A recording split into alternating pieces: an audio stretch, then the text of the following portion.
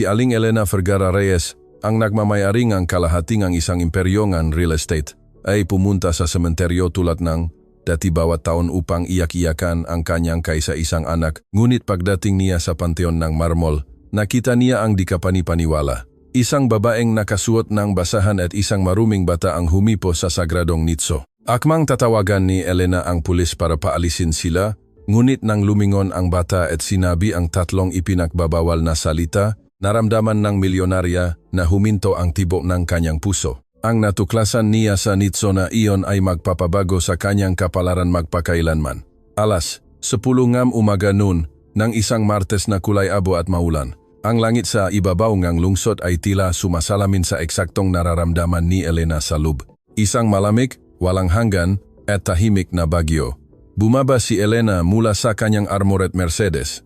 Ang kanyang driver, isang matipunong lalaki na nagngangalang Mang Berting, ay dali-daling nakbukas ng itim na payong sa ibabaw ng ulo ng kanyang amo, ngunit halos hindi niya ito napansin. Ang kanyang sapatos na may pulang suwelas, na nakakahalaga ng higit sa kinikita ng isang ordinaryong pamilya sa loob ng 6 na buwan, ay walang awa na tumapak sa putik. Wala siyang pakialam kung marumihan. Ngayon ang anibersaryo, 5 taon. 5 punyetang taon mula nang mamatay si Marco, ang kanyang kaisa-isang anak, ang kanyang ipinagmamalaki. Sa aksidente sa motorsiklo, antayin mo ako dito, Mang Berting. Gusto kong mapag-isa, utos ni Elena. Ang kanyang boses ay walang tumatanggap ng pagtutol. Ito ang boses ng isang babaeng sanay bumili ng buong gusali sa isang tawag sa telepono, ngunit walang kakayahang bumili ng isa pang minuto ng buhay para sa pinakamamahal niya. Naglakad siya sa pangunahing daanan ng pribadong sementeryo, ang napakatahimik na Paraiso Memorial Park. Doon lang nakapahinga ang mayayaman, ang makapangyarihan, ang mga naniniwala na ang pera ay maaring gawing mas comfortable ang kamatayan. Ang panteon ng Pamilya Reyes ay nakatayo sa dulo ng daanan. Isang istruktura ng puting marmol na inangkat mula sa ibang bansa, napapalibutan ng maanghel na bato na umiyak ng luhan ulan. Ngunit nang itaas ni Elena ang tingin, huminto siya bigla. Naramdaman niya na tila may malamig na kamay na pumisil sa kanyang tiyan. Mayroong tao doon. Hindi ito hardinero, hindi ito malalayong kamag-anak. Ito ay isang batik ng kahirapan sa kanyang malinis na santuaryo. Isang batang babae na nakasuot ng kulay abong sweater na puno ng butas at mahabang palda na punit-punit ay nakaluhod sa harap ng lapida ni Marco. Sa tabi niya, isang maliit na bata na hindi hihigit sa 4 na taong gulang ang naglalaro ng gabato sa basang lupa. Ang galit ay umakyat sa lalamunan ni Elena na parang asido. Paano pinayagan ng seguridad ang ganito? Nagbabayad siya na malaking halaga para sa pagpapanatili upang hindi na niya makita ang kahirapan na labas ng mundo at lalong-lalo na doon sa tanging lugar kung saan siya maaring maging mahina. Hoy! Sigaw ni Elena habang binibilisan ang lakad. Ang kalaboh nga, kanyang sapatos ay malakas na umaling-aungaw sa basang kalsada. Nagulat ang babaeng nakaluhod. Mabilis siyang lumingon, nanlalaki ang mamata, puno ang takot. Mayroon siyang pagod na mukha, malalim na eyebags na nagpapakita ng gagabing walang tulog at matinding gutom. Ngunit may isang malungkot na kagandahan sa kanyang makatangian. Ang maliit na bata ay mabilis na nagtago sa likod ng kanyang ina, kumakapit sa gasgas na tela ng palda. Ano sa tingin mo ang ginagawa mo? Dumating si Elena sa kanila na hinihingal dahil sa galit kaysa sa pagod. Umalis ka diyan ngayon din. Pribadong ari-arian ito. Tumayo ang mahirap na babae na nanginginig. Ang kanyang makamay ay pula sa lamig at marumi sa lupa. Patawad po, maam, ayaw ko po sanang makaabala. Naglilinis lang po kami ng kaunti. Sabi ng babae sa mahinang boses, yumuko ang ulo bilang pagpapakita ng kanyang pagsuko. Tiningnan ni Elena ang nitso. Oo nga, ang matuyong dahon na dinala ng hangin ay maingat na inalis, ngunit hindi nito pinakalma ang kanyang galit. Sa halip, lalo pa itong tumindi. Ang makita ang maruming kamay na humihipo sa pangalan ng kanyang anak na si Marco Reyes na nakaukit sa ginto ay tila isang paglapastangan para sa kanya. Naglilinis? Sabi ni Elena na may malupit na tawa. Sa tingin mo ba kailangan ko isang katulad mo na maglinis? Nitso aking anak? May mga empleyado ako para diyan. Mga empleyado na naliligo at naksuot uniforme. Ano ang gusto mo? Magnakaw, magabulaklak, kunin ang matansong florera para ibenta ang ilang piso? Hindi po, Tumingala ang babae sa unang pagkataon na may kinangnang dignidad sa kanyang nga matang kulay pulot. Hindi po ako magnanakaw, ma'am. Sumpa man po sa Diyos. Dinala lang po namin ito. Itinurong ng babae ang paanan ng lapida. Doon, sa gitnang malamig na marmol, may isang maliit na ligaw na bulaklak, isang simpleng margarita, mula sa mga tumutubo sa bitang sementadong daanan, inilagay sa loob ng isang walang laman at malinis na baso ng yogurt na nagsisilbing pansamantalang florera. Ang kaibahan ay brutal. Ang murang baso ng plastik laban sa Italian marble. Ang bulaklak na pinulot sa basura laban sa mga bungkos ngang inangkat na rosas na dala ni Elena sa kanyang bisik. Alisin mo ang basurang iyan diyan ngayon din, bulong ni Elena, pakiramdam na surreal ang sitwasyon. Hindi ito basurahan. Umalis ka bago ko tawagan ang seguridad at ipaaresto ka sa paglabag sa pribadong gari-arian. Ang maliit na bata, na hanggang sa sandaling iyon ay tahimik, ay sumilip sa tagiliran ng kanyang ina. Magulo ang kanyang buho at may masapatos na lona na malaki sa kanya, marahil ay donasyon o napulot. Ngunit ang kanyang mata, naramdaman ni Elena ang panginginig. Matamang tinitiknan siyang bata, hindi sa takot, kundi sa pakausyoso. Mama, siya ba ang masamang lola? Tanong ngang bata na may brutal na inosensya na tanging bata lang ang mayroon. Ang katahimikan na sumunod sa tanong na iyon ay mas mabigat pa kaysa sa lapida ng marmol. Namutla ang ina ng bata na parang papel at mahinang tinakpan ang bibig ng maliit. Sofia, huwag mong sabihin iyan. Patawarin mo po si Maam. Hindi niya po alam ang sinasabi niya. Aalis na po kami. Aalis na po kami. Dali-daling yumuko ang babae upang kunin ang baso ng yogurt at ang bulaklak. Sinusubukang burahin ang anumang bakas ng kanilang presensya. Nanginginig ang kanyang magakamay kaya't natapon ang tubig mula sa baso sa kanyang sariling sirang sapatos. Teka, sabi ni Elena. Lumabas ang salita sa kanyang bibig bago pa man ito maproseso ng kanyang utak. Ang sinabi nga, bata ay tumama sa kanyang dibdib na parang martilyo. Ang masamang lola, maraming bagay si Elena. Siya ay matigas, siya ay malamig, siya ay mahigpit. Tinawag siyang kanyang nga empleyado na babaeng bakal sa kanyang likod, ngunit walang tumawag sa kanya na lola. Namatay si Marco na binata. Walang anak. Walang apo si Elena. Ang kanyang lahi ay namatay kasama niya sa basang kalsada 5 taon na ang nakalipas. Ano ang sinabi mo sa batang iyan? Tanong ni Elena, lumapit ng isang hakbang. Ang kanyang tono ay hindi na sigaw, kundi isang mababa at mapanganib na banta. Sino kayo, mga manloloko? Inimbestigahan ninyo ba ang buhay ko para dumaiting at humingi ngang pera sa pagimbento ng mga kwento? Ang babae, na nakakandong na sa bata upang tumakas, ay huminto. Napuno ng luha ang kanyang mata. Hindi po namin gusto ang pera ninyo, Maam Reyes. Alam ko po kung sino kayo. Alam po ang lahat kung sino kayo, pero hindi po ninyo alam kung sino ako. At mas mabuti na po iyon.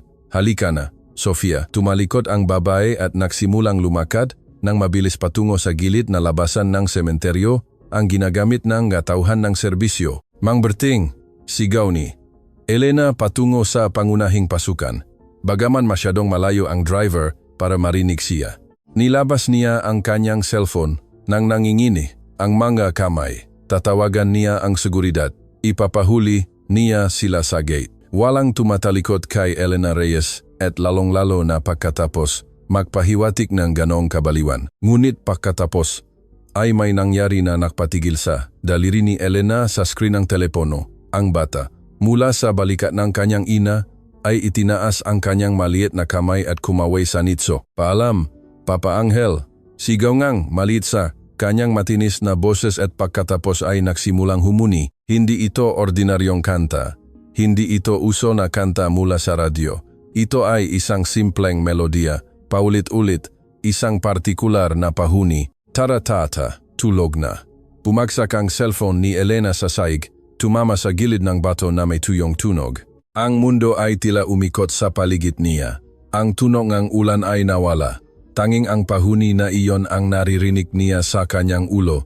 Ang kanta na iyon, ang bobo at inimbentong melodiya na iyon. Nabalik si Elena 25 taon na ang nakalipas. 5 taong gulang si Marco at hindi makatulog. Inimbento niya ang walang kwentang melodiya na iyon, isang gabing nilalagnat.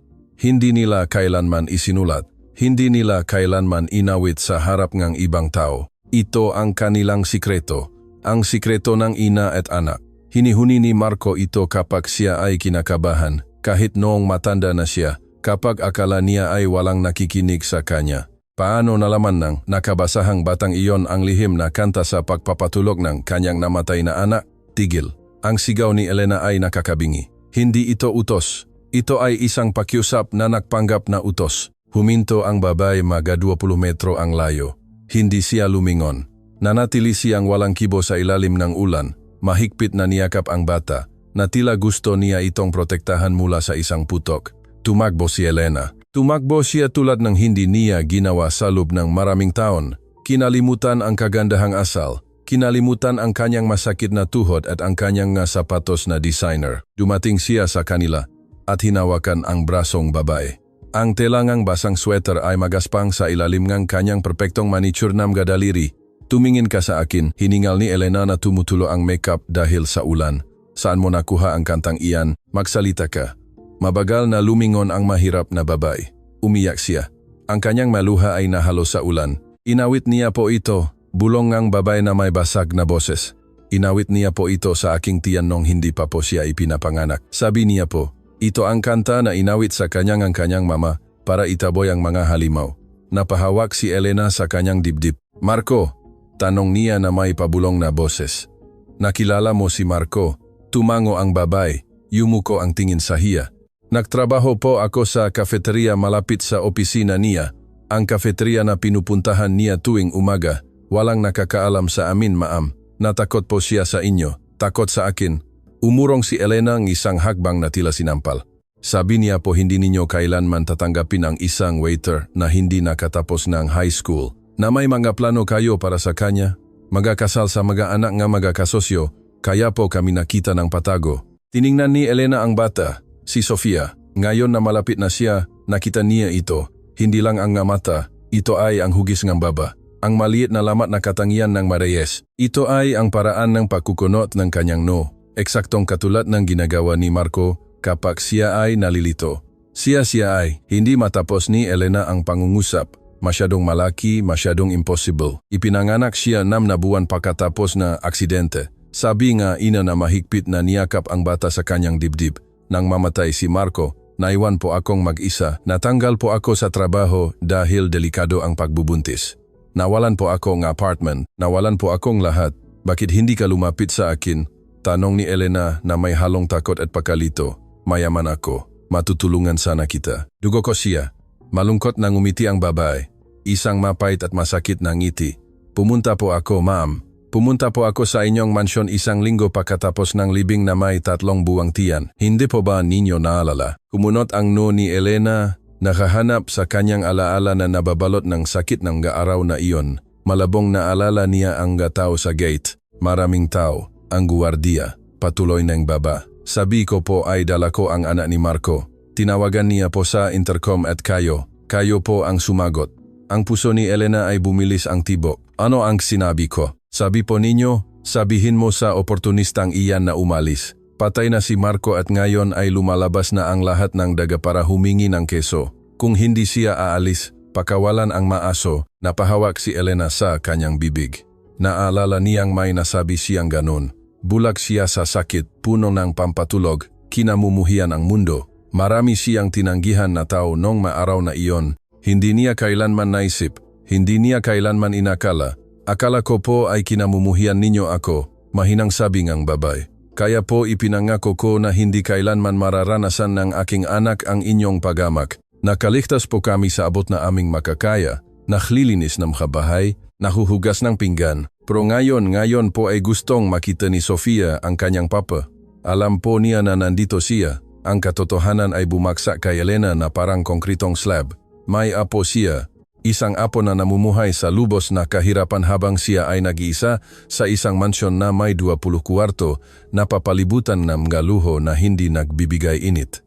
Tinawag niya ang ina ng kanyang apo na daga. Muntik na niyang paalisin ang kanyang sariling dugo mula sa sementeryo na parang basura. Tiningnan ni Elena ang sirang sapatos ng bata. Tiningnan ang kanyang maliliit na kamay na pula sa lamig. Tiningnan ang basong yogurt na may ligaw na bulaklak. Ang bulaklak na iyon ay mas mahalaga kaysa sa lahat ng mga koronang rosas na binili niya sa loob ng 5 taon. Dahil ang bulaklak na iyon ay namula sa purong pag-ibig, hindi sa obligasyon o kasalanan. Hayaan mong makita ko siya, sabi ni Elena. Nangingini ang kanyang boses. Hindi na siya ang may-ari ng imperyo. Siya ay isang matandang nag-iisa sa harap ng isang himala.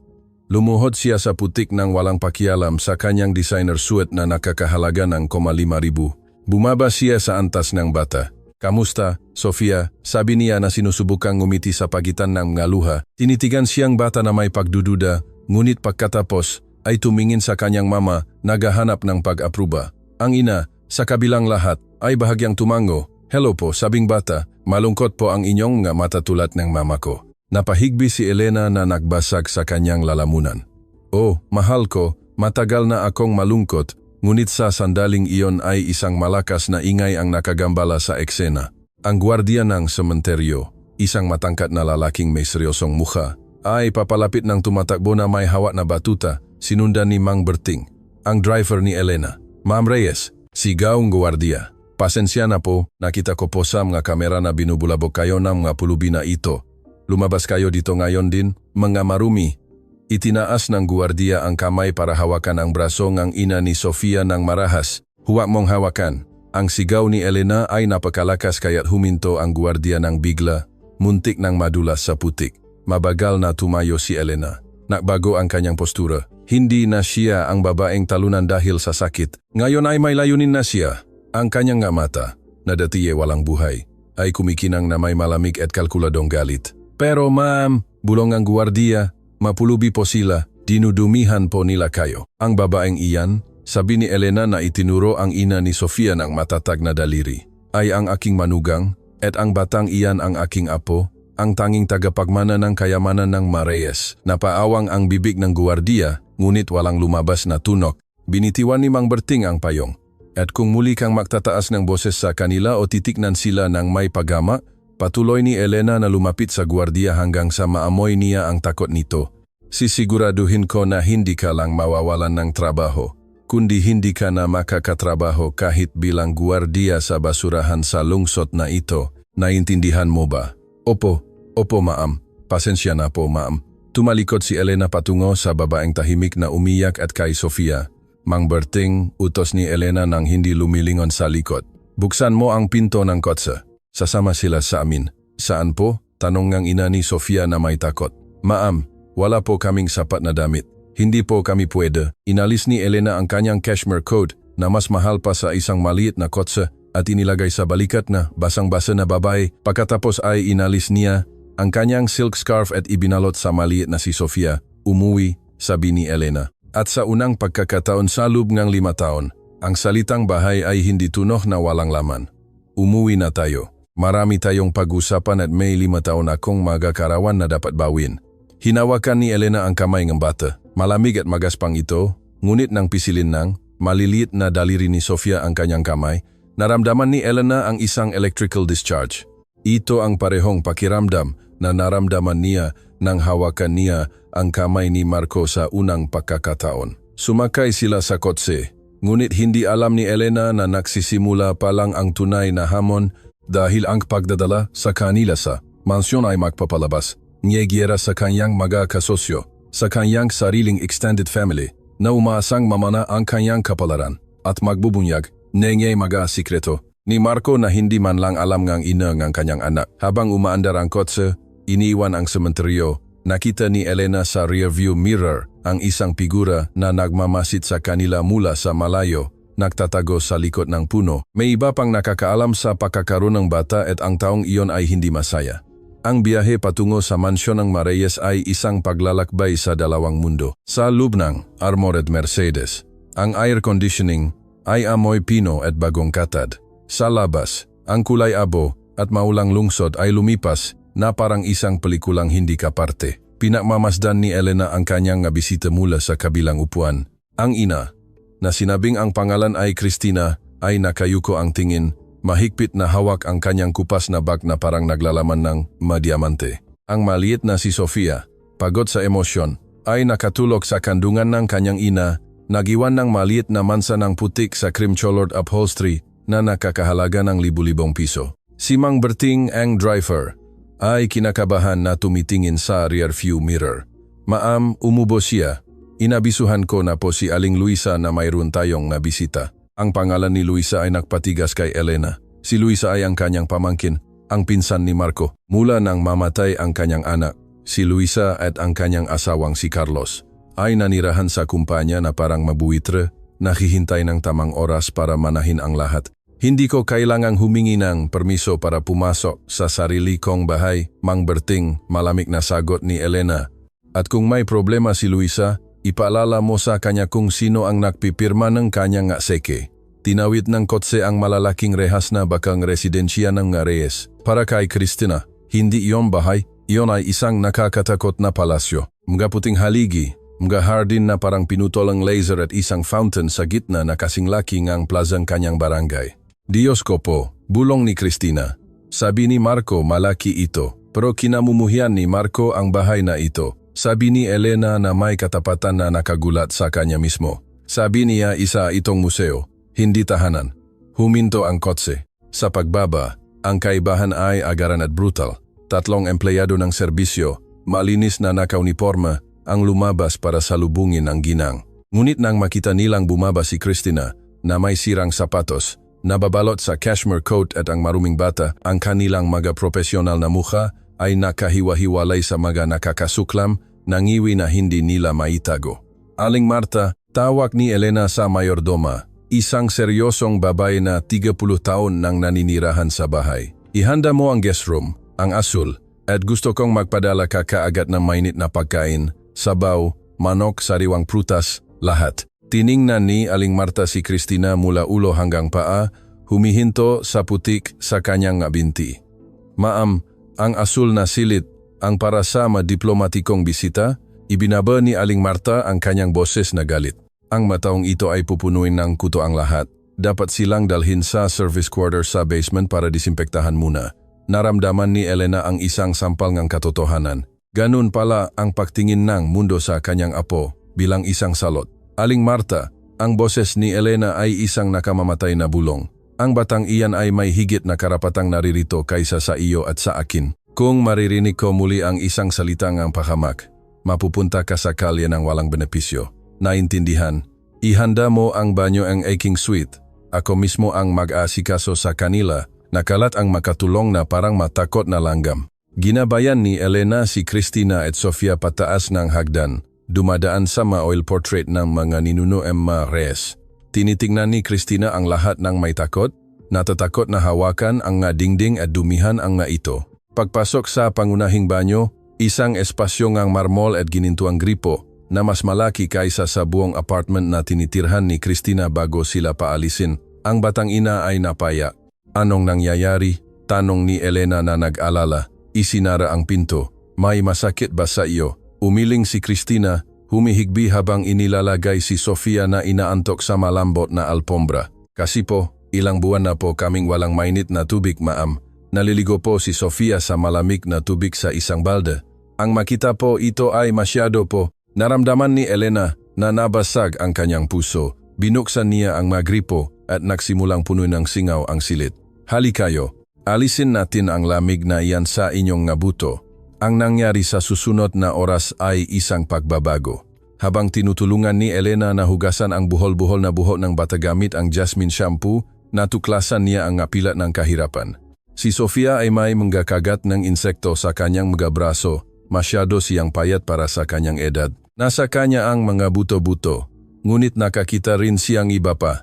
Nang linisin ng tubig ang mukhang bata, hindi may tatanggi ang pagkakahawig. May nunal siya. Sabi ni Elena na mahinang pinahit ang daliri sa kanang balikat ng bata.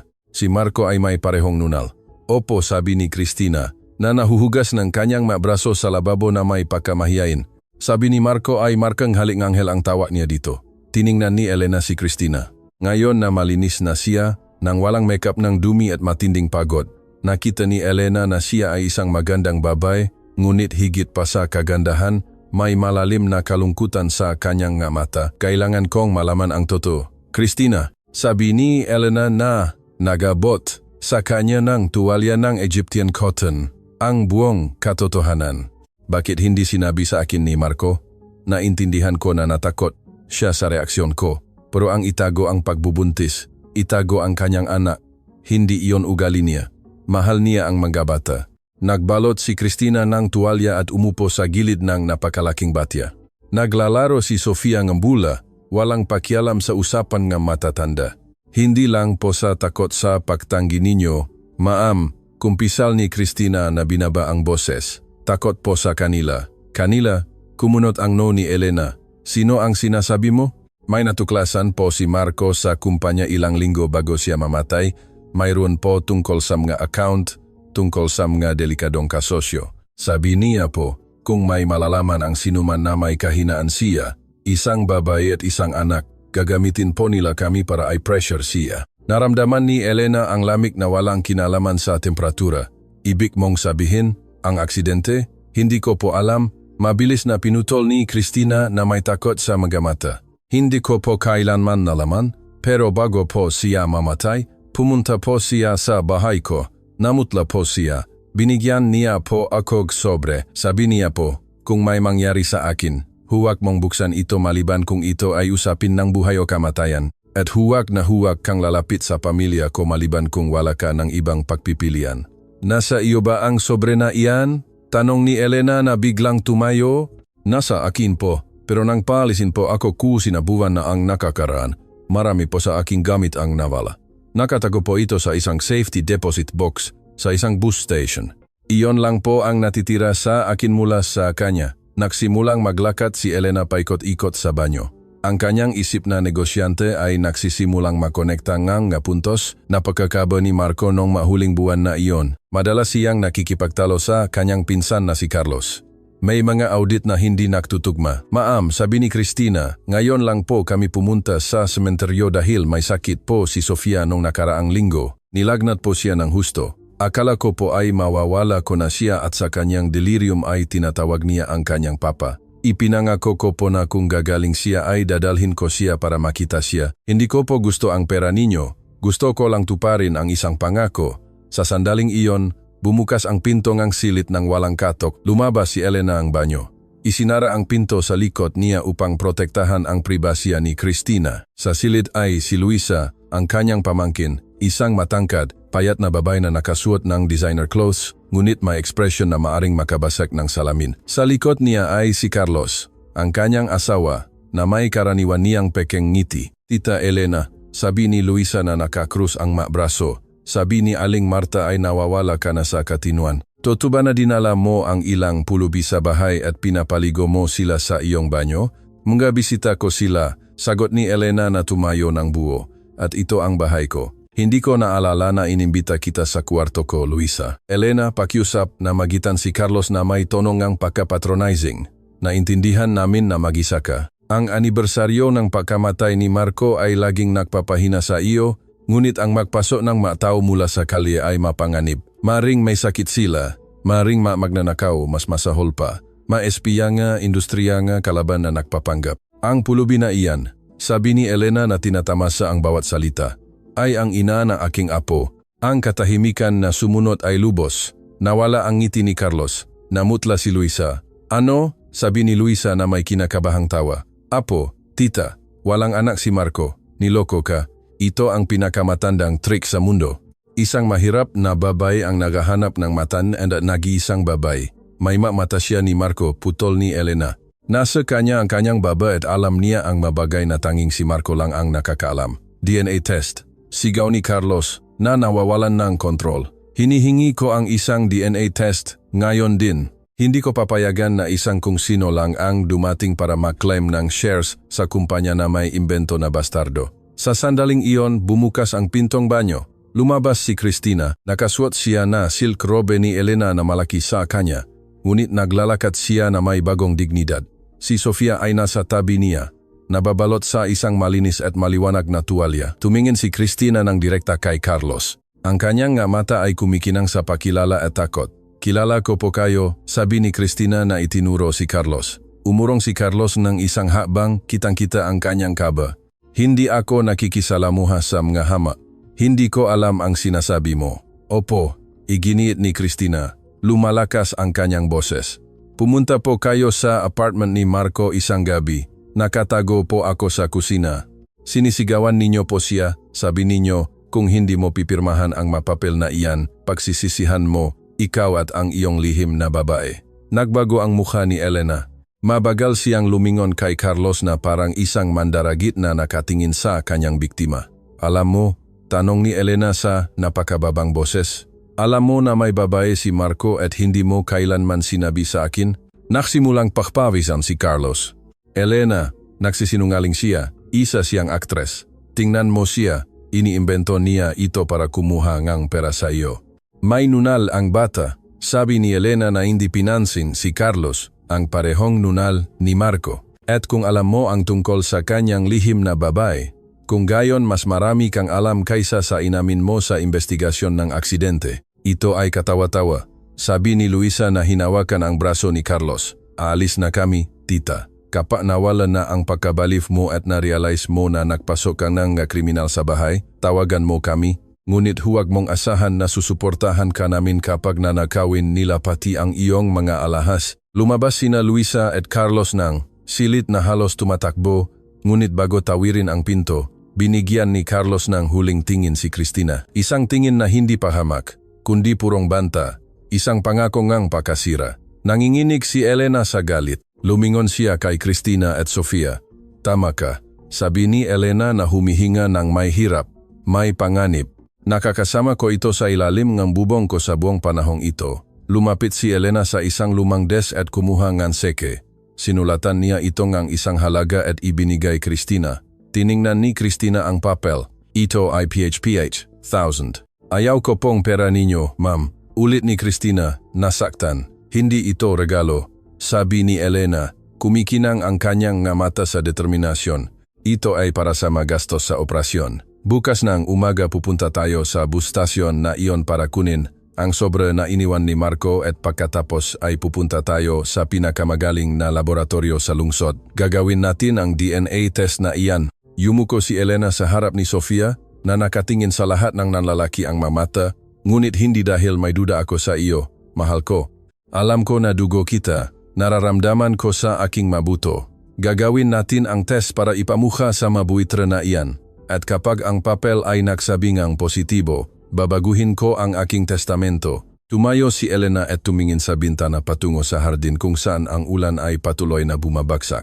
Tapos na ang pagiyak sa mapatay, sabi ni Elena na may lakas na hindi niya naramdaman sa loob ng 5 taon. Ngayon ay oras na para lumaban para sa mga buhay. Cristina, maligayang pagdating sa pamilya. Humanda ka dahil nagdeklara lang tayo ng giyera. Ngunit hindi alam ni Elena na si Carlos ay tumatawag na mula sa kanyang kotse, isang tawag sa isang madilim na kontak na hindi niya ginamit sa loob ng 5 taon. Umulit ang problema, sabi ni Carlos sa telepono. Ang babae at ang bata ay kasama ngang matanda. Kailangan kong ipaayos ito. Sa pagkakataong ito, hindi maaring makaroon ng mapakakamali tulad ng sa preno ng motorsiklo. Gusto kong mahmuka itong robbery na nakakamali na yung habi.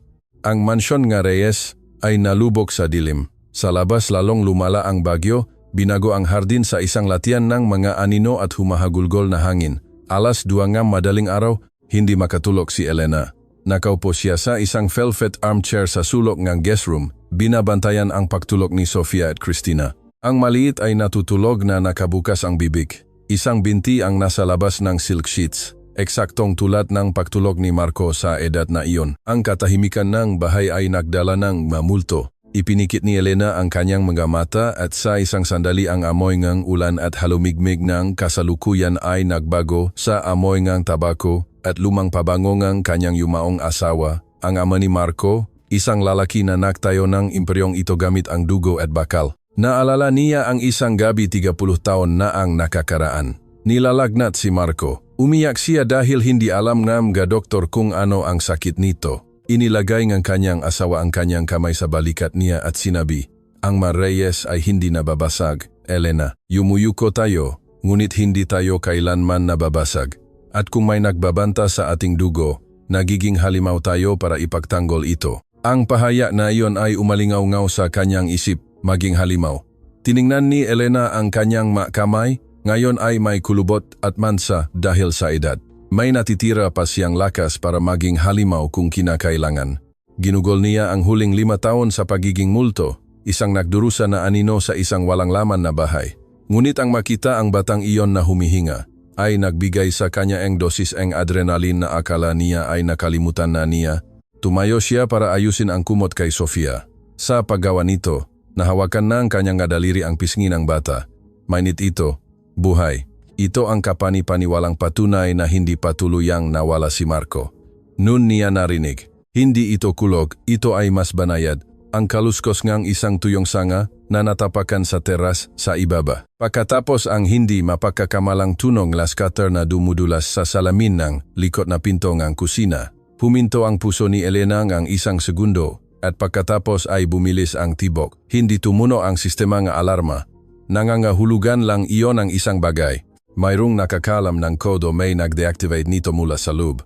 Mabilis na kumilos si Elena. Ang kanyang ngataw ng sakit sa kasukasuan ay nawala sa bigat ng purong takot. Hindi takot para sa kanya, kundi para sa dalawang inosenteng buhay sa kama. Lumapit siya kay Christina at tinakpan ang bibig nito gamit ang kamay bago siya dahan-dahang yugyugin. Biglang bumukas ang mga mata ni Christina, takot na takot. Shh! Bulong ni Elena sa tainga ng dalaga. Huwag kang gumawa ng ingay, may tao sa bahay. Napuno ng takot ang mata ni Christina, ngunit tumango siya. Ang buhay sa kalya ay nagturo sa kanya na mabilis na mag-react sa panganib. Magnanakaw po ba? Bulong ni Christina habang niyayakap si Sofia para gisingin ito ng hindi natatakot.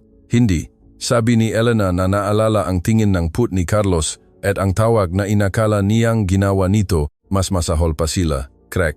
Ang tunong ang pinto ng kusina na bumukas sa ibaba ay umaling-aungaw sa katahimikan ng mansyon na parang putok ng baril. Mabibigat na yapa. Hindi sila nagtatago. Mabilis sila. Alam nila kung saan sila pupunta. Papunta sila dito, sabi ni Elena. Gumagana ang kanyang isip ng libu-libong beses kada oras. Alam ba nila kung anong kuwarto tayo? Anong gagawin natin? Nanginginig si Christina. Tumawag tayo ang pulis. Pinutol nila ang linya ng telepono. Nakita ko sa ilaw ng telepono sa pasilyo at ang cellphone ko ay nasa ibaba sa bag. Walang oras. Nasa hagdan na ang mayapa, 3 lalaki man lang. Ang magabota ay marahas na tumatama sa mamahaling kahoy. Tumakbo si Elena patungo sa malaking aparador na nakabaon sa dingding ang silid. Hindi ito ordinaryong aparador. Ang bahay ay itinayong lolo ni Marco sa magulong panahon ng politika. Tulungan mo akong ilipat ito, utos ni Elena habang itinutula ang isang mabigat na aparador na gawa sa kahoy na mahogani na nasa loop ng aparador. Si Christina, na pinupuno ng adrenaline, ay nagtula ng may kamangha-manghang lakas para sa kanyang kapayatan. Sa likod ng aparador, ang panel ng kahoy ay may maliit na butas na halos hindi makita. Idiniin ni Elena ang kanyang hinlalaki sa isang partikular na punto na tila isang buhol sa kahoy. Tumunog ang isang mekanikal na click at bumukas ang panel. Inilalantad ang isang madilim at makipot na daanan. Ang orihinal na panic room ng bahay, nakalimutan ng lahat, kahit nina Carlos at Luisa, na hindi kailanman nag-abalang alamin ang kasaysayan ng pamilya. Pumasok kayo, bulong ni Elena. Sa sandaling iyon, bumukas ang pinto ng pangunahing silid sa isang sipa. Nabasak ang kahoy na may nakakatakot na kalabok. 3 lalaking nakaitim. May pasamontanyas at mga baseball bat at isa na may hawak na kumikinang na parang mahabang kutsilyo ang sumugot sa silid. Ayan, sigaw isa na may garalgal na boses. Itinuturo ang walk-in closet kung saan tinatapos ni Elena ang pagpasok kay Sofia. Isara mo ang panel, sigaw ni Elena kay Christina. Hindi, nang wala ka, sigaw ni Christina na inunat ang kamay. Nakita ni Elena ang mga lalaking tumatakbo patungo sa kanya. 5 metro ang layo, 4. Hindi pumasok si Elena. Sa halip, kinuha niya ang isang mabigat na tansong florera na pinalamutian ang isang side table. Isara. Utos ni Elena sa boses ngang pinakamataas na matriarch. Si Christina umiyak, ay hinila ang panel mula sa loob. Sumara ang pekeng dingding na may malakas na tunog, nang eksaktong sumugot ang unang umaatake kay Elena. Hindi si Elena isang ninja warrior, siya ay isang 65 taong gulang na babae. Sinalubong siya ng unang lalaki at itinumba sa sahig, gumulong palayo ang florera. Naramdaman ni Elena ang matinding sakit sa balakang nang tumama siya sa alpombra. Ngunit mas malakas ang instinct ng protection kaysa sa sakit. Nasaan sila? Ungol ng lalaki na inilagay ang tuhod sa kanyang dibdib, pinipisil ang hangin. Alam namin na narito ang babae at ang bata. Dumura si Elena sa mukhang nakabalachilafa. Malayo sila. Hiningal niya. malayo sa mga basurahan tulad ninyo. Itinaas ng lalaki ang kamay at sinuntok si Elena sa mukha. Ang lasang metal ng dugo ay pumuno sa kanyang bibig. Mahanap kayo, utos ng lalaki sa kanyang mga kasabwat. Hindi sila maaring nawala. Sabi ni Carlos, hindi sila lumabas ng bahay. Si Carlos, ayan, ang kumpirmasyon ay hindi pagnanakaw. Ito ay pagpatay. Ang kanyang sariling pamangkin na by blood ay nagpadala ng mamamatay tao para patayin ang isang 4 na taong gulang na bata at ang kanyang ina para protektahan ang isang mana. Ang galit na naramdaman ni Elena ay parang bulkan. Nalamangan nito ang takot, nalamangan nito ang pisikal na sakit. Isa sa mga lalaki ay nagsimulang hampasin ang madingding ng aparador. Boss, dito tunog walang laman. Basagin mo. Utos nang humahawak kay Elena. Nakita ni Elena kung paano nila itinataas ang baseball bat laban sa panel ng kahoy kung saan nakatago ang kanyang manugang at apo. Narinig niya ang naibuhol na sigaw ni Sofia mula sa kabilang panik. Hindi, si Elena, na kumuhang lakas mula sa wala, ay kinamot ang mamatang lalaking humahawak sa kanya. Sumigaw siya at napahawak sa mukha. Binitiwan siyang 1 segundo. Gumulong si Elena sa sahig. Hindi patungo sa pinto, kundi patungo sa nightstand. Binuksan niya ang ibabang drawer. Doon, nakatago sa ilalim ng pekeng velvet na pondo, ay ang lumang baril ng kanyang asawa. Isang relikya mula sa ikalawang digmaang pandaigdig. Hindi niya alam kung gagana ito. Hindi niya alam kung ipuputok ang makbala na 40 taon na, ngunit iyon o ang pagkamatay ng kanyang lahi. Ang malalaki ay nakagawa ng butas sa kahoy ng panel. Isang nakasuot ng guwantes na kamay ang pumasok upang buksan ang mekanismo mula sa loob. Naririnig ang masigaw ng takot nina Cristina at Sofia. Hoy! Sigaw ni Elena mula sa sahig. Ang 3 lalaki ay lumingon. Hawak ni Elena ang baril gamit ang 2 kamay, nanginginig ng husto, ngunit nakatutok sa dibdib ng pinuno. Lumayo kayo sa pintuan na iyan, tumawa ang pinuno. Isang pangit at hungkak na tawa. Baliw na matanda. Wala kang lakas ng loob. Ibaba mo iyan bago ka masaktan. Humakbang siya patungo sa kanya na may hawak na kutsilyo. Inisip ni Elena si Marco.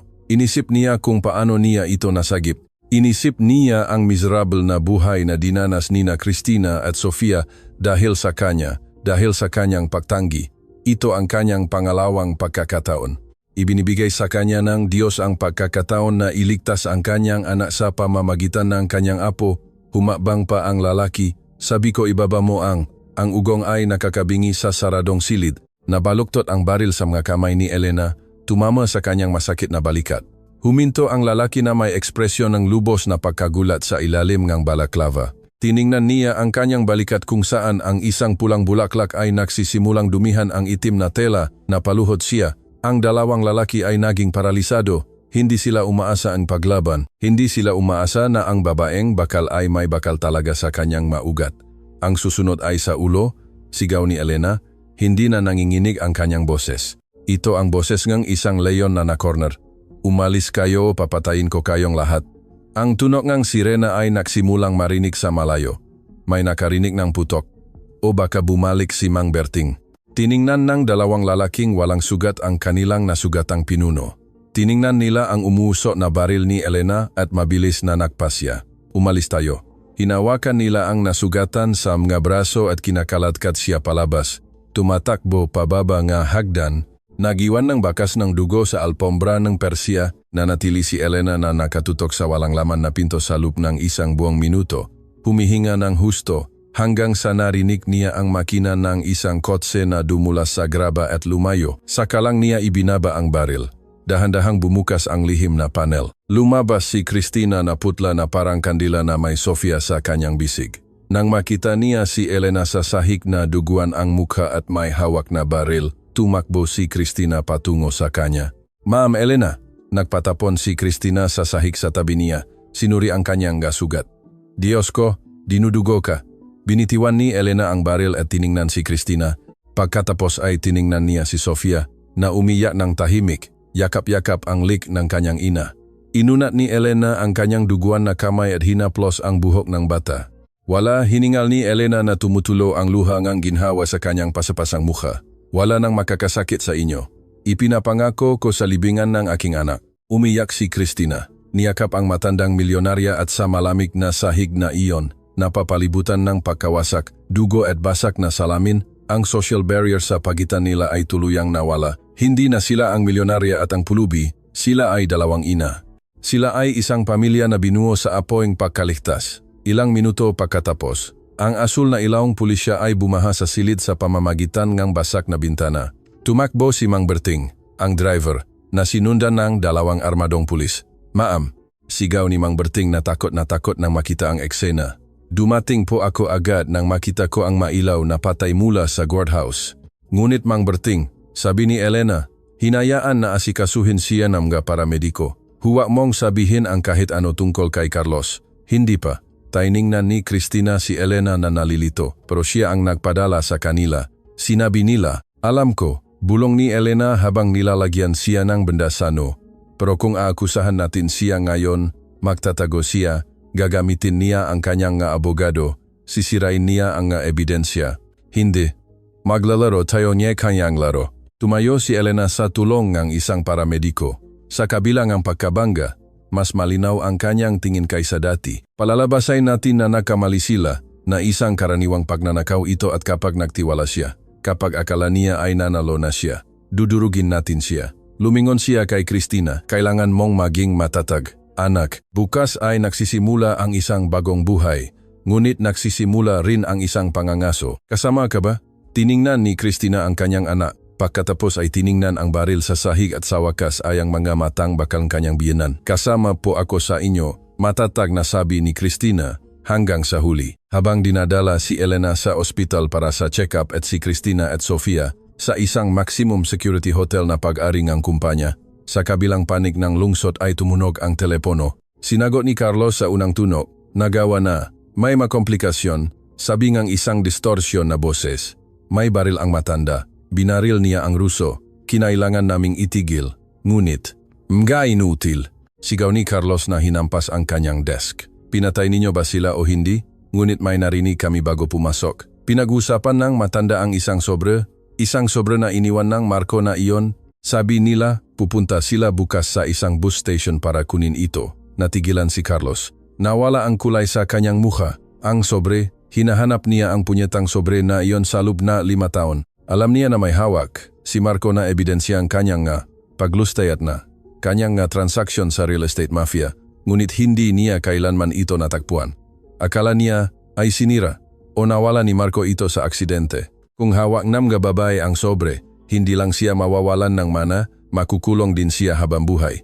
O mas masahol pa, papatayin siya ng kanyang nga kasosyo sa mafia para manahimik. "Pakinggan mo akong mabuti," sabi ni Carlos sa nanginginig ngunit nakamamatay na boses. "Kalimutan mo ang bahay, kalimutan mo ang pagnanakaw. Bukas gusto ko ang buong grupo sa Central Bus Station. Walang makakalabas doon na may hawak na sobre na iyon.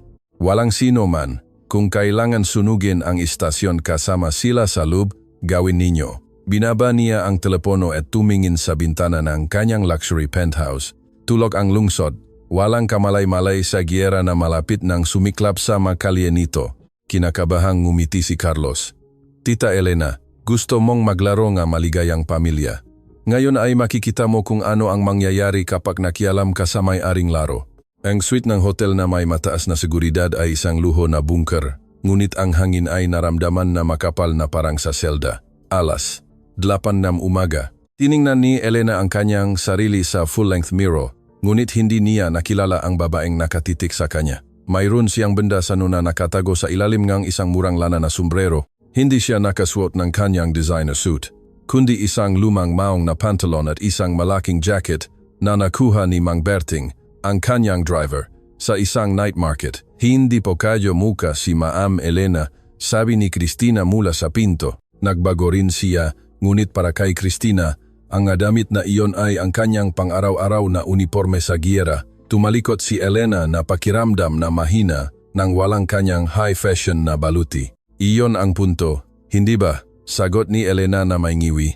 Kung may mataong nagbabantay si Carlos sa bus station, hahanapin nila ang isang milyonarya at ang kanyang puganta na manugang. Hindi nila hahanapin ang dalawang babae na naglilinis na papunta sa trabaho sa umaga.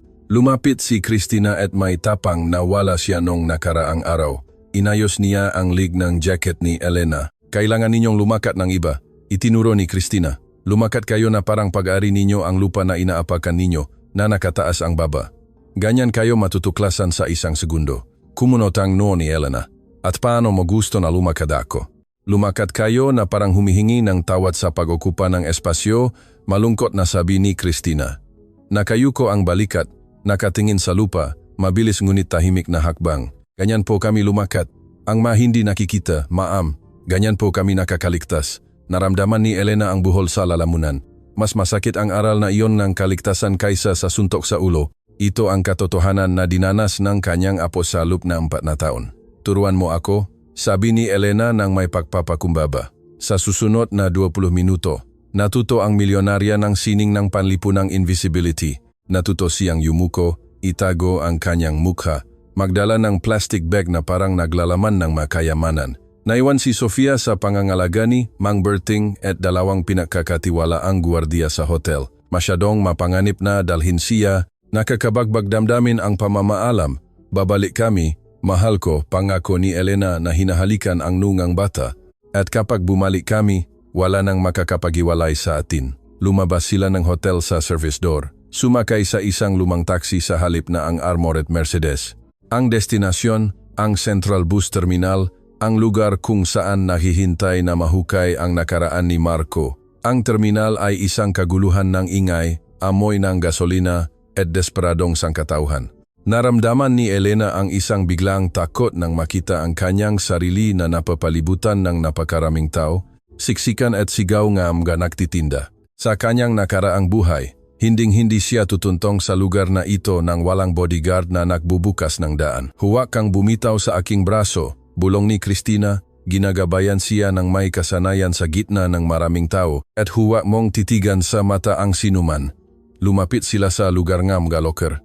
Ang puso ni Elena ay malakas na tumitibo laban sa kanyang tadyang. Ang bawat lalaking may leather jacket ay tila isang mamamatay tao ni Carlos.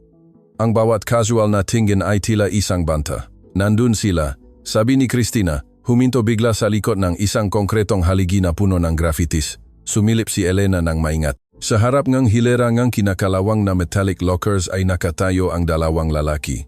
Wala silang ginagawa, nagmamasit lang. Ang isa sa kanila ay may benda sa braso. Siya iyon, bulong ni Elena na naramdaman na nanlalamig ang kanyang dugo. Ang binaril ko kagabi. Hindi nagsinungaling si Carlos. Ipinadala niya ang buong grupo niya. Binabantayan nila ang mga locker. Ang lumapit ay pagpapakamatay. Hindi tayo makakadaan, sabi ni Elena na desperado.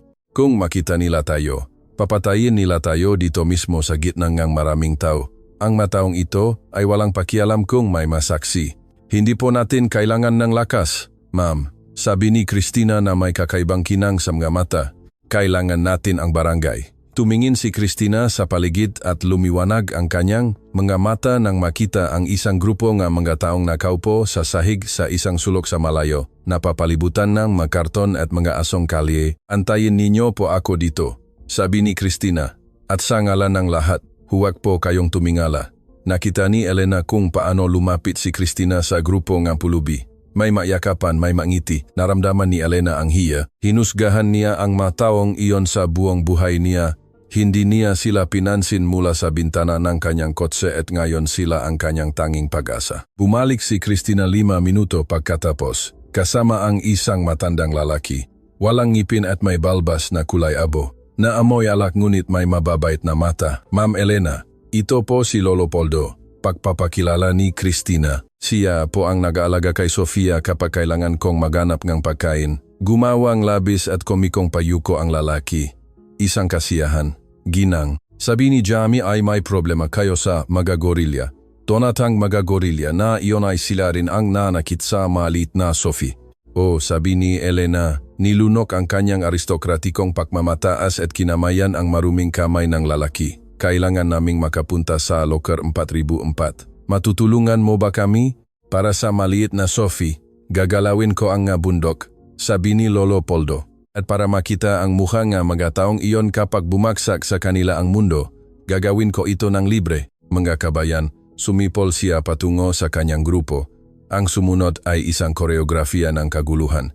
Bigla, Dalawa sa mga pulubi ang nagsimulang magaway ng malakas sa harap mismo ng gatauhan ni Carlos. Mga sigaw, siksikan, mga bote na gumugulong. Umalis ang mga tao sa terminal na takot na takot. Hoy, lumayas kayo dito, madaga. Sigaw nga laking may sugat sa braso. Lumapit para paalisin sila at panatilihin ang kanyang malinaw na paningin. Sa sandaling iyon, isa pang grupo nga walang tirahan, nagtutulak ng mga supermarket cart na punong gasura, ay aksidenteng humarang sa daanan ng iba pang manababantay. Gumawa ang isang pader na gawa sa metal at karton. Ngayon, sigaw ni Christina. Tumakbo si Elena at Christina. Hindi sila tumakbo na parang pugante, kundi dumulas sa kaguluhan na parang maanino. Dumating sila sa pasilyo ng mga locker, ang 404, nasa ibaba ito, malapit sa sahig. Kumuha si Christina ng isang maliit at kinakalawang na susi na nakabitin sa kanyang lig sa isang kadena. Nanginginig ang kanyang kamay. Bilisan mo anak, bilisan mo. Pakiusap ni Elena habang binabantayan ang kanilang likod. Lumalakas ang masigaw nga way, ngunit malapit nang mapansin ng matauhan ni Carlos na ito ay isang diversion. Umikot ang susi. Click. Bumukas ang maliit na pintuan ng metal na may ingay. Sa loob ay walang pera, walang alahas. Tanging isang makapal na Manila envelope na selyado ng adhesive tape at isang maliit at lumang teddy bear. Hinawakan ni Christina ang sobre at ang oso. Nakuha na natin. Nandun sila. Ang siga ay nagmula sa dulo ng pasilyo. Ang nasugatang lalaki, ang Ruso, ay nakita sila sa isang butas sa harang ng mga chart. Nakawala siya sa diversion at tumatakbo patungo sa kanila. Kumuha ng baril na may silencer nang walang pakialam sa mga kamera. Takbo. Hinawakan ni Elena ang braso ni Christina. Tumakbo sila patungo sa labasan ng bus terminal, kung saan umugong ang makina at ang usok na diesel ay bumabalot sa lahat. Dito, hinila ni Christina si Elena patungo sa isang bus na nagsasara ng pinto patungo sa Pueblo Nuevo. Wala tayong tiket, hiningal ni Elena. Sumakay. Nakapasok sila ng eksakto nang sumara ang pneumatic doors. Tumama sa balikat ni Elena. Umandar ang bus papalabas ng terminal. Sa likod na bintana ay nakita nila ang Ruso na sinuntok ang gilid ng bus ng may galit, naiwan habang lumalakas ang takbo ng sasakyan at lumabas sa highway.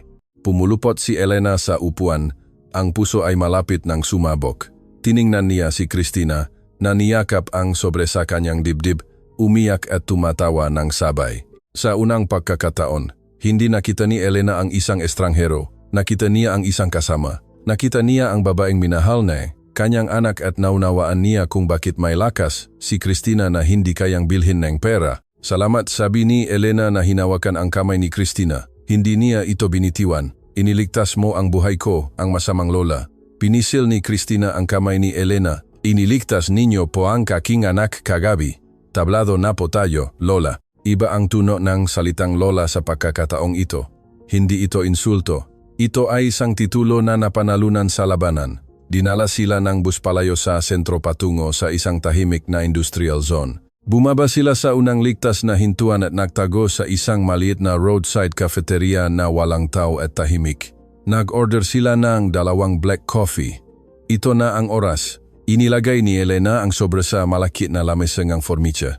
Bubuksan ba natin? Tanong niya na may takot sa kung ano ang kanyang matutuklasan. Tumango si Christina at maingat na pinunit ang sobre. Sa loob ay 2 bagay, isang USB memory at isang sulat kamay na liham. Ang liham ay may petsa ng 2 araw bago ang aksidente. Nakilala agad ni Elena ang sulat kamay ni Marco, ang pahilig at kinakabahang kaligrapiya na iyon. Napahawa siya sa kanyang bibig upang pigilin ang hikbi. Ibinigay ni Christina ang liham kay Elena. Para po sa inyo, sabi ni Christina. Ang pamagat ay para kay Mama. Kinuha ni Elena ang papel na nanginginig. Nagsimula siyang magbasa ng malakas na may basak na boses. Mama, kung binabasa mo ito, wala na ako.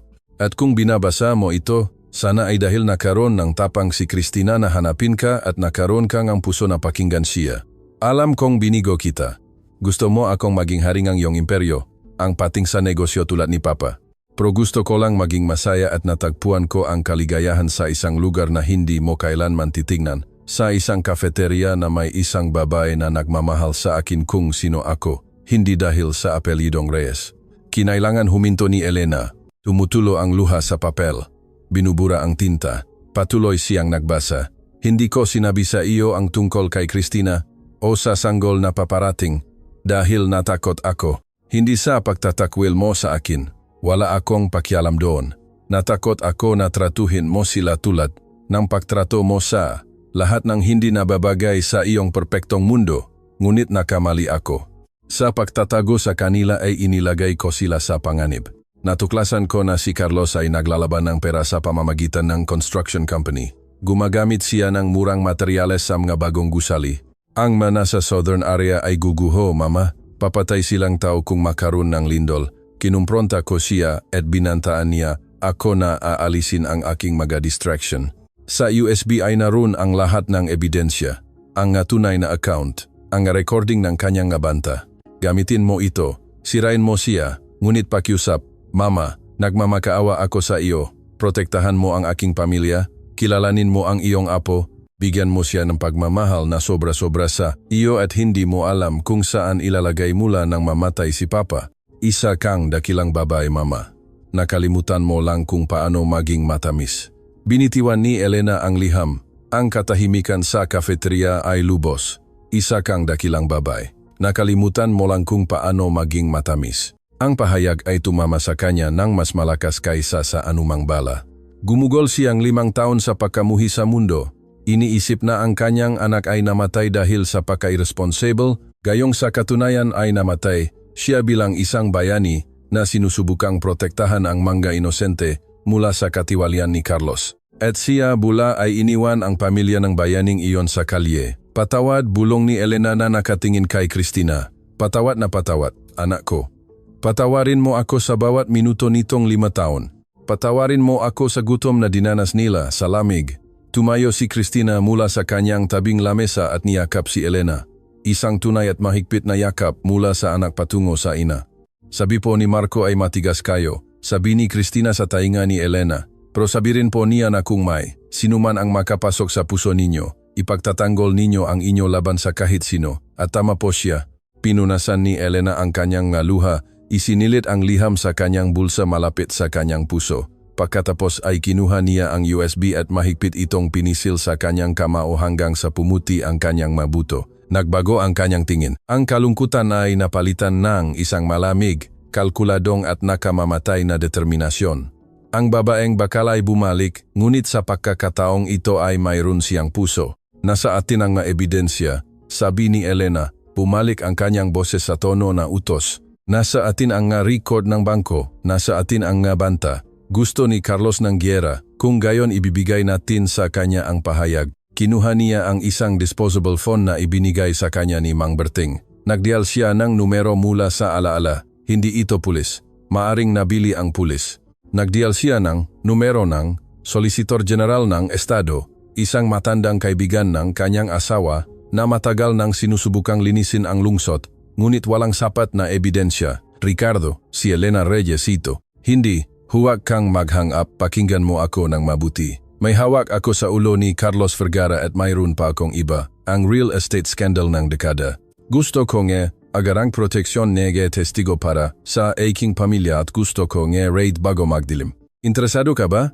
May isang pause sa kabilang linya. Pagkatapos ay isang kumpirmadong sagot. Binaba ni Elena ang telepono at tiningnan si Cristina. Handa ka na bang makita ang pagbagsak ng masama, Cristina? Handa na akong makita ang aking anak na makaroon ng kinabukasan. Sagot ng dalagang ina habang bumalik sila sa hotel, sa isang kotse na sinasamahan ng mga pinakakatiwalaang ahente ng federal. Nagsimulang lumabas ang balita sa mga opisina ng Reyes Realty Holdings. Nagdiriwang si Carlos. Akala niya ay nabigo ang kanyang tauhan sa istasyon, ngunit si Elena ay takot at nagtatago. Hindi niya alam na ang USB ay nakakonekta na sa computer ng fiskal. Hindi niya alam na ang kanyang mga account sa Cayman Islands ay nadyalo na sa mismong sandaling iyon. Tiningnan ni Elena ang labasan bintana and official car, tumigil na ang gulan. Isang mahiyay na sina nga araw ang bumabasak sa kulay abong ulap. Bukas ang opisyal na anibersaryo, sabi ni Elena. Ang misa sa katedral. Lahat ng mga kasosyo ay naroon. Ang press ay naroon. Si Carlos ay naroon na nagpapanggap na nagdadalam hating pamangkin. Ano ang gagawin natin? Tanong ni Cristina. Ngumiti si Elena. Hindi ito isang mabait na ngiti. Ito ay ang ngiting may hawak ng panalong kamay sa poker. Pupunta tayo sa misa na iyon, ikaw, ako, at si Sofia. Pupunta tayo sa malaking pinto. nang walang disguise, nang walang takot, at ipapakita natin sa mundo kung sino ang tunay na pamilya Reyes at kung sino ang kriminal. Ang entablado ay handa na para sa huling tagpo. Hindi ito magiging labanan ng mga armas sa isang eskinita. Ito ay magiging isang pampublikong pagbitay, panlipunan at legal sa pinakamahalagang kaganapan ng taon. At tatamasahin ni Elena Reyes ang bawat segundo. Mang Berting, sabi ni Elena sa driver na nakasama na nila, tawagan mo ang aking stylist at tawagan mo ang pinakamahal na butik ng bata sa lungsod. Ang aking apo ay hindi pupunta sa simbahan na nakasuot ng basahan. Pupunta siya na nakasuot na parang isang prinsesa. Bumilis ang takbong ng kotse patungo sa hotel.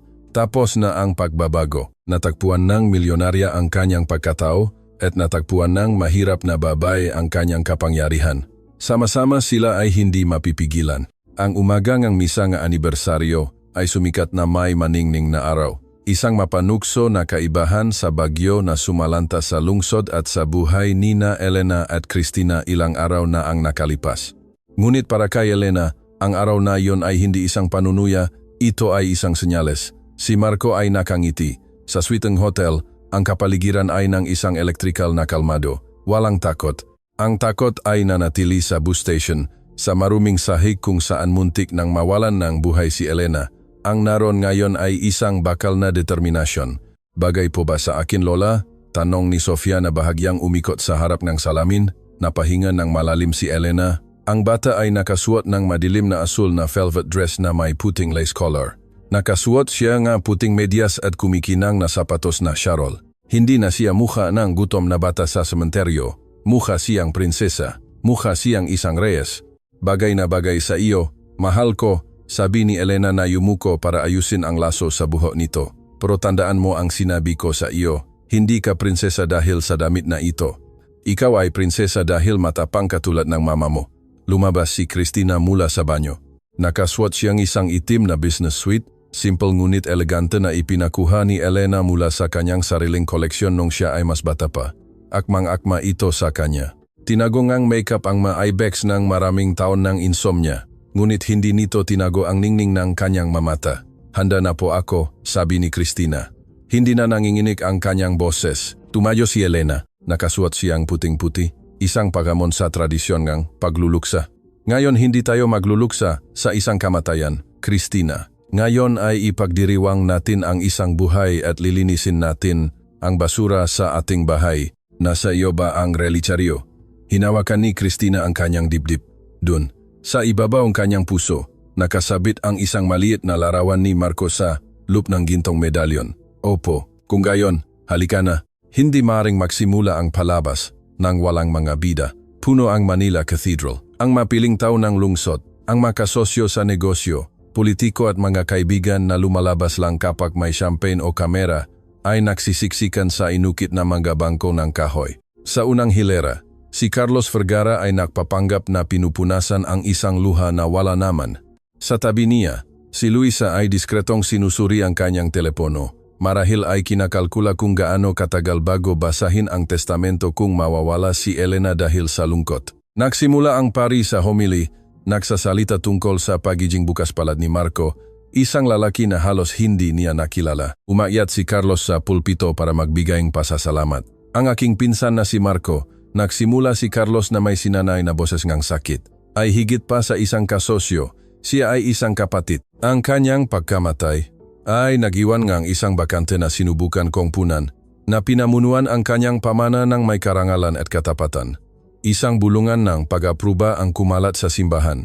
Sa mismong sandaling iyon nang bumukas ng maluwag, ang pangunahing pinto ng katedral, ang malalaking dahon ng oak na 5 metro ang taas na may kalabog na umalingaw sa gitnang nave. Ang liwanag ng araw ay pumasok ng sagana, panandaliang bumulag sa mga dumalo. Lumitaw ang mga silweta sa pasukan, 3 figura. Ang tunog na mga takong na tumatama sa batong sahig ay nakagambala sa talumpati ni Carlos. Ta-ta-ta, isang tuloy-tuloy na ritmo, isang ritmo ng giyera, nang mag-adjust ang paningin ng mga naroron. Isang kolektibong pahinga ang kumalat sa simbahan. Ito si Elena, nakasuot ng puti, naglalakad na nakataas ang ulo, kasama ang isang batang at magandang babae, hindi kilala na ang karamihan, at hawak ang kamay ng dalagang iyon, isang bata na ang buhay na larawan ng yumaong Marco. Natahimik si Carlos sa pulpito. Nahuling mikropono ang kanyang pahinga. Namutla siya na parang patay. Hindi huminto si Elena sa mga likod na bangko. Naglakad siya sa gitnang pasilyo. Hindi pinansin ang mga bulungan, ang mga tingin nega pagkabigla at ang mga dalirin na nakaturo. Naglakad siya ng direkta patungo sa altar, direkta kay Carlos. Tita, bulong ni Carlos sa mikropono. Pinapalakas ang kanyang kaba sa buong katedral. Nahuli ka. At sino ang nga taong iyan? Umakyat si Elena sa hagdan ng altar. Hindi siya tumingin sa pari, tumingin siya sa kanyang pamangkin. Kinuha niya ang mikropono sa kamay nito na may banayad ngunit matatag na galaw. Lumingon siya sa kongregasyon. Daan-daang mukha ang nakatingin sa kanya. Patawad sa abala, sabi ni Elena. Ang kanyang boses ay malinaw, malakas, nang walang bahid ng kahinaan na inaasahan ng lahat. Ang aking pamangkin ay nagsalita tungkol sa katapatan, nagsalita tungkol sa karangalan at sa tingin ko ito ang perpektong oras para pag-usapan ang katotohanan. Sinubukan ni Carlos na lumapit. Elena, naiba ka. Pakiusap, bumaba tayo. At itinaas ni Elena ang isang kamay para pigilan siya. Ipinakikilala ko si Cristina, sabi ni Elena na itinuro ang kanyang manugang, nananatiling matatag sa paanan ng hagdan. Ang asawa ng aking anak at si Sofia, ang aking apo, ang anak ni Marco. Isang pagsabog ng pagbulalas ang pumuno sa simbahan. Tumayo si Luisa ng bigla, galit na galit. Nagsisinungaling iyan, sigaw ni Luisa mula sa unang hilera. Siya ay isang manloloko, kasinungalingan. Malungkot na ngumiti si Elena. Ang kasinungalingan ang namuhay tayo sa lupkam 5 taong ito. Ang kasinungalingan ay namatay si Marco sa isang aksidente. Ang katahimikan na bumagsak sa katedral ay parang patay. Maririnig mo ang pagbagsak ng isang karayom. Pinatay si Marco, patuloy ni Elena na direktang nakatingin sa takot na mata ni Carlos. Pinatay siya dahil natuklasan niya na ginagamit ang mga depektibong materyales sa mga konstruksyon sa Southern Area. Mga materyales na ikaw, Carlos, ang bumili para ilihis ang milyon-milyon sa mga account sa ibang bansa. Baliw ka, sigaw ni Carlos, namumula sa galit. Kinalimutan ang kanyang papel bilang nagdadalamhating pamangkin. Alisin ninyo siya dito, seguridad. Hindi na kailangan ng seguridad. Kalmadong sabi ni Elena. Kailangan ng hustisya, na parang isang banal na senyales. Bumukas ang mapinto sa gilid ng sakristiya. Hindi masakristan ang pumasok. Pumasok ang Solicitor General NG Estado. Sinundan NG Anim na armadong at naka-unipormeng ahente NG Federal. Tuminjin si Carlos sa gilid, nagahanap NG, labasan. Wala, Carlos Vergara, sabi nga piskal. Umalingaw-ngaw ang kanyang boses ng walang kailangan ng mikropono. Naaresto ka sa kasong malawakang pandaraya, money laundering, at konspirasyon para sa pagpatay kay Marco Reyes at sa tangkang pagpatay kagabi sa 3 babay na ito. Sumiklap ang kaguluhan sa kongregasyon. Ang ma-flash ng mga mamamahayag na nababato sa likod ay nagsimulang magpaputok na parang machine gun. Sinubukan ni Carlos na tumakbo patungo sa gilid na pasilyo. Itinulak ang pari, ngunit 2 ahente ang humarang sa kanya at inihiga siya sa marmol na sahig na altar. Bitawan ninyo ako. Hindi ninyo alam kung sino ang kinakalaban ninyo. Sigaw ni Carlos habang nilalagyan siya ng posas. Lumapit si Elena sa kanya na nakatingin si Sofia mula sa ibaba. Yumuko siya upang tanging siya lang ang makarinig sa kanya. Alam ko eksakto kung sino ang kinakalaban ko, Carlos. Kinakalaban ko ang lalaki na nagpabaya sa isang ina at ang lalaki na nakalimutan na ang pera ay bumibili ng katahimikan, ngunit hindi bumibili ng katapatan. Ang iyong sariling masikaryo ang nagbenta sa iyo kaninang umaga kapalit ng pagbawas ng sentensya. Binuhat si Carlos at kinalatkat palabas ngang simbahan, dumaan sa harap ng buong lipunan na pinagsikapan niyang pahangain. Sinubukan ni Luisa na lumusot, ngunit hinarangan siya ngang isang babaeng ahente. Kayo rin, ginang, may mga tanong kami tungkol sa inyong mga pirma sa mga balanse. Nang dalhin ang mga may kasalanan, naiwan ang isang kakaibang bakante sa simbahan. Hindi alam ng mga tao kung ano ang gagawin. Umalis, pumalakpak, kinuha muli ni Elena ang mikropono. Alam kong nabigla kayo, sabi niya. Alam kong marami sa inyo ang tumitingin sa aking manugang at nakikita ang kanyang simpleng damit o alam kung saan siya nanggaling at hinuhusgahan siya. Ginawa ko rin iyan. Ako ang unang gumawa niyan. Bumaba si Elena mula sa altar at hinawakan ang kamay ni Christina. Inaayat siya sa kanyang tabi. Tinawag ko ang babaeng ito na oportunista. Iniwan ko siya sa kalye kasama ang aking apo sa kanyang sinapupunan. Pinayagan ko ang aking sariling dugo na magutom habang ako ay naninirahan sa isang palasyo ngang ginto. Iyan ang aking kasalanan at gugugulin ko ang nalalabi ng aking buhay sa pagbabayad nito. Tiningnan ni Elena si Christina na may luha sa kanyang mata. Ang babaeng ito ang nagalaga sa libingan ng aking anak habang ako ay naglalagay lang ng malamig na bulaklak. Pinanatili niya ang kanyang alaala na buhay ng may pagmamahal, hindi ng pera. Siya ay mas karapat-dapat na dalhin ang apelidong Reyes kaysa sa sinuman sa atin. Inalis ng milyonarya ang singsing na may diamante at ruby na suot niya sa kanang kamay. Ang family ring na ipinasa sa bawat henerasyon sa harap ng lahat. Hinawakan niya ang kamay ni Christina at isinuot ang singsing. Maligayang pagdating sa bahay, anak. May nagsimulang pumalakpak sa likod. Ito si Lolo Poldo. Ang pulubi mula sa istasyon na nakapasok sa huling hilera na nakasuot na hiniram na suit na 3 size na malaki sa kanya. Pagkatapos, sumama ang isang ginang mula sa alta sosyedad. Pagkatapos ay isa pa. Sa loob ng ilang segundo, nakatayo ang buong katedral na pumapalakpak.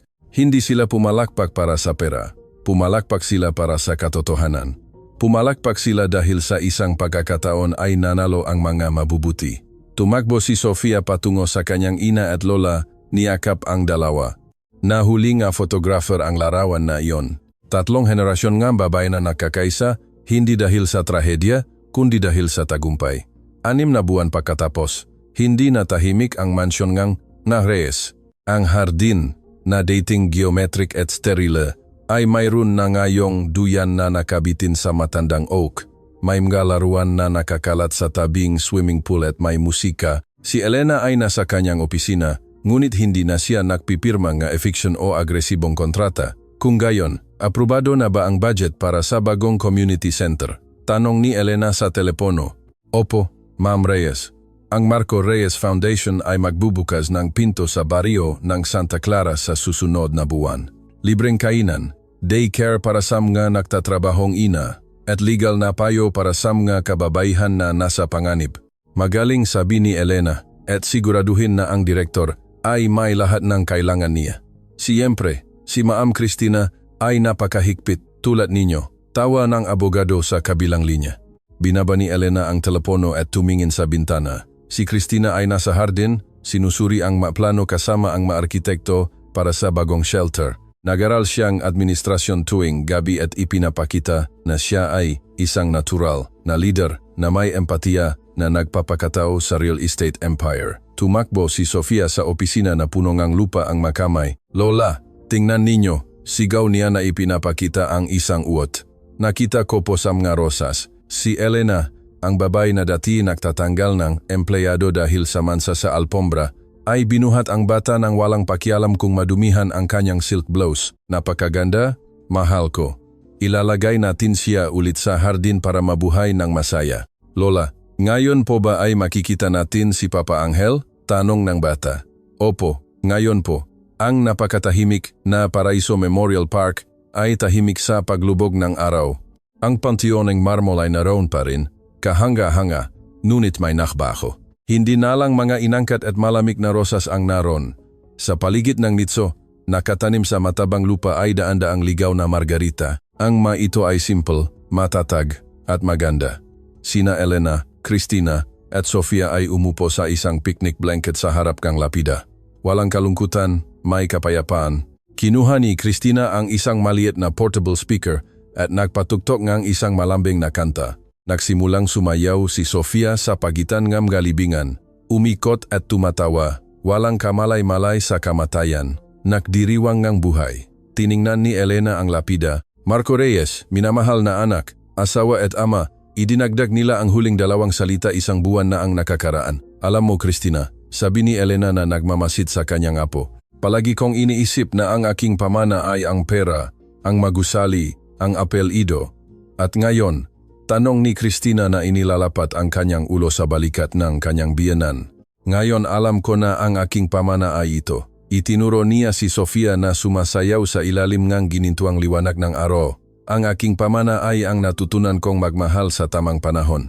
Salamat sa hindi mo pagsuko sa akin, Christina. Salamat sa pagbabalik mo sa aking buhay. Ngumiti si Christina at hinawakan ang kamay ni Elena. Salamat po sa inyo, Lola, sa pagbibigay sa amin ng kinabukasan. Ang kamera, ang aming narrative gaze, ay dahan-dahang lumalayo patungo sa langit. Ipinapakita ang tatlong babae na makasama, maliliit sa harap ng lawak ng kapalaran, ngunit higante sa kanilang pagkakaisa. Ang huling larawan ay hindi ang mansyon, hindi ang pera, hindi ang kulungan kung saan nabubulok si Carlos. Ang huling larawan ay isang simpleng baso ng yogurt, ngayon ay natunaw sa ginto. Buo.